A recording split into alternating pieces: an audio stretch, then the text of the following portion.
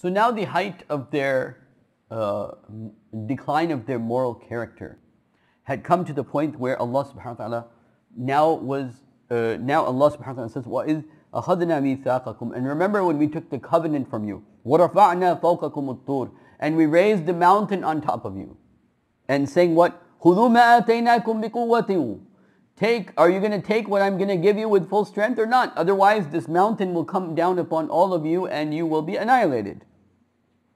وَاذْكُرُوا مَا فِيهِ لَعَلَّكُمْ تَتَّقُونَ, and remember what's in this book so that you can attain some taqwa, some piety, some God consciousness.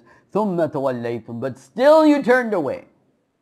ثُمَّ تَوَلَّيْتُمْ مِنْ بَعْدِ ذَلِكَ, even after that. فَلَوْلَا فَضْلُ اللَّهِ عَلَيْكُمْ, had it not been the fadl of Allah upon you, وَرَحْمَتُهُ, and His mercy, لَكُنْتُمْ مِنَ الْخَاسِرِينَ, you would have definitely been of the people of loss. Then this is now another example is being given. وَلَقَدْ عَلِمْتُمُ الَّذِينَ اعْتَدَوْا مِنْكُمْ فِي السَّبْتِ, and you know of those people that transgressed regarding the Sabbath. Now details of this are in Surah Al-A'raf, but I'm just going to go quickly over this. فِي السَّبْتِ فَقُلْنَا لَهُمْ كُونُوا كِرَدَةً خَاسِعِينَ, and we said to them, become despised monkeys. فَجَعَلْنَاهَا نَكَالًا لِمَا بَيْنَ يَدَيْهَا, and so they became like a warning for what was before, meaning for the people of their time.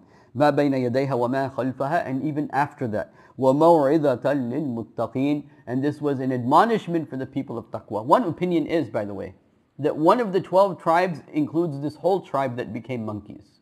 So when they talk about the lost tribes of Israel, or one of the lost tribes, that one of the tribes has been lost in Israel, and that they're searching for this 12th, this lost tribe basically.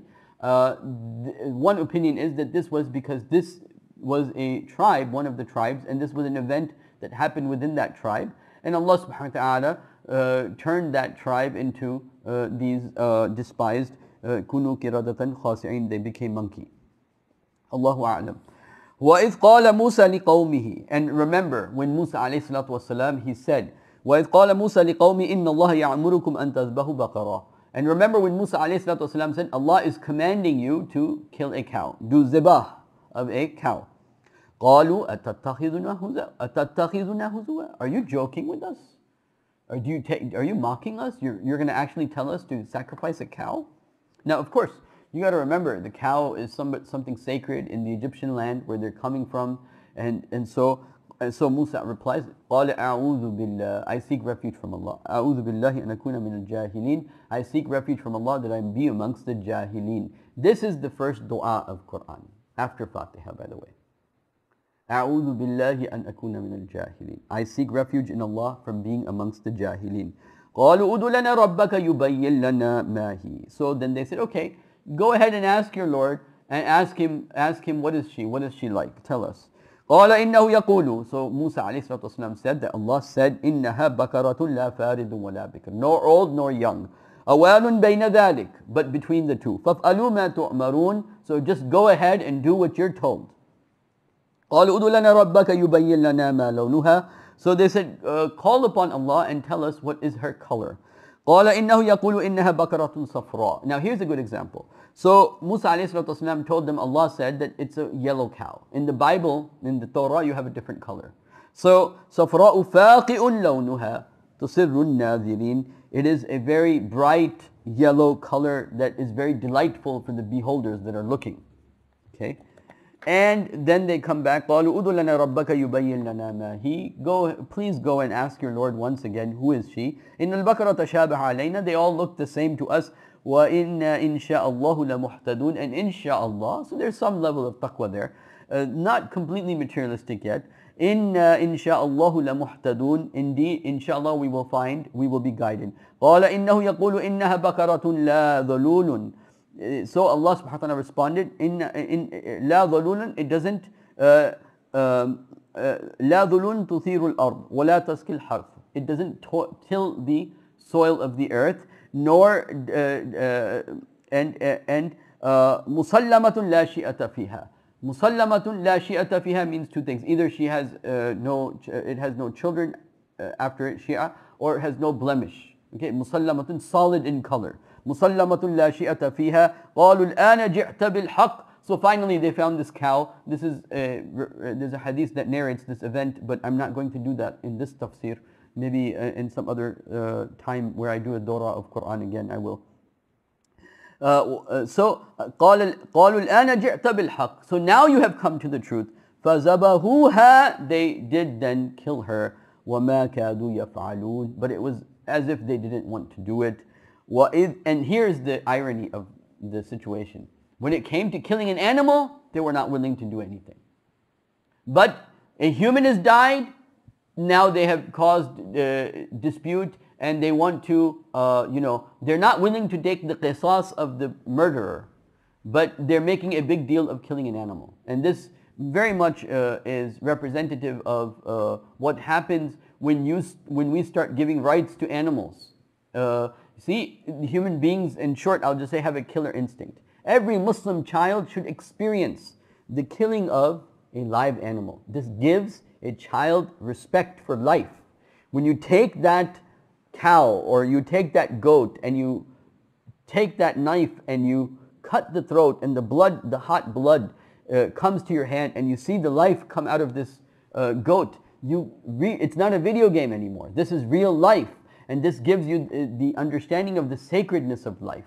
And if you lose it, then وَإِذْ قَتَلْتُمْ نَفْسًا.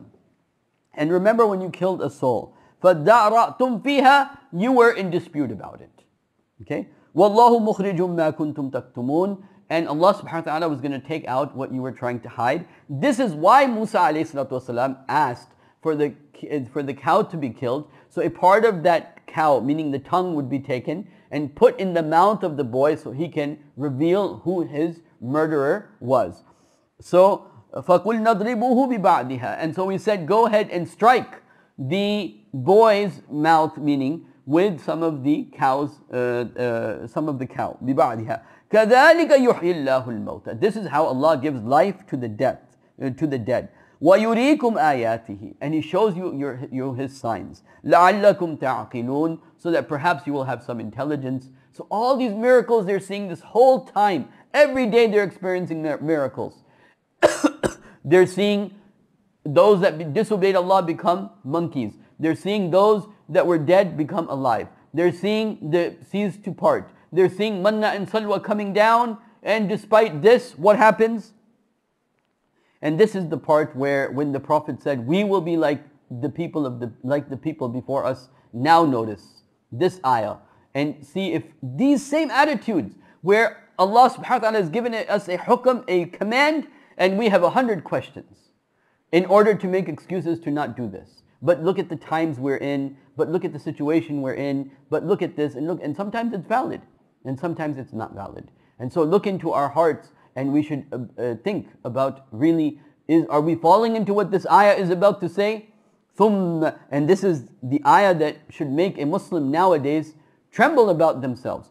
ثُمَّ قَصَتْ قُلُوبُكُمْ مِنْ بَعْدِ ذَلِكَ. After this attitude, their hearts became like stone. They became hard. ثُمَّ قَصَتْ قُلُوبُكُمْ مِنْ بَعْدِ ذَلِكَ فَهِيَ كَالْحِجَارَةِ. It was like stones. Their hearts were like stones, seeing all these miracles, and yet they didn't believe. فَهِيَ كَالْحِجَارَةِ أَوْ أَشْهَدُّ قَسْوَةً. Or even more severe than that. وَإِنَّ مِنَ الْحِجَارَةِ لَمَا يَتَفَجَّرُ مِنْهُ الْأَنْهَارِ. For verily, and this is a very, one of the great points of balagha in the Quran, in describing the hearts like stones. And Allah says, indeed, even from these stones, there are some that rivers flow out of them. They even crack open. So, وَإِنَّ مِنْهَا لَمَا يَشَّقَّقُ فَيُخْرَجُ مِنْهُ الْمَاءِ. And in them, there are those that crack and water comes out of them. And وَإِنَّ مِنْهَا لَمَا يَحْبِتُ مِنْ خَشْيَةِ اللَّهِ. The same ihbitu again. So indeed there are amongst those that even they fall down out of the fear of Allah. Like when you're driving and it says rocks falling out of the fear of Allah subhanahu wa ta'ala. Even the rocks fear Allah.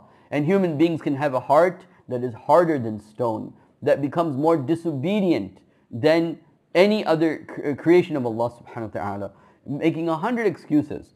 And so وَإِنَّ مِنْهَا لَمَا يَشَّقَّقُ فَيُخْرُجُ مِنْهُ مَاءٌ وَإِنَّ مِنْهَا لَمَا يَحْبِطُ مِنْ خَشْيَةِ اللَّهِ وَمَا اللَّهُ بِغَافِلٍ عَمَّا تَعْمَلُونَ. Allah is not unaware of whatever you're doing. This is what you have to believe. Allah is aware of my attitude. Allah is aware of my intentions. The more you believe this, that Allah has full knowledge, these are the two qualities of Allah pounded, you can say, emphasized and pounded upon the listener of the Quran, that Allah is able to do all things. Inna Allah ala kulli shayin qadir. Inna Allah ala kulli shayin alim. And Allah has knowledge of all things.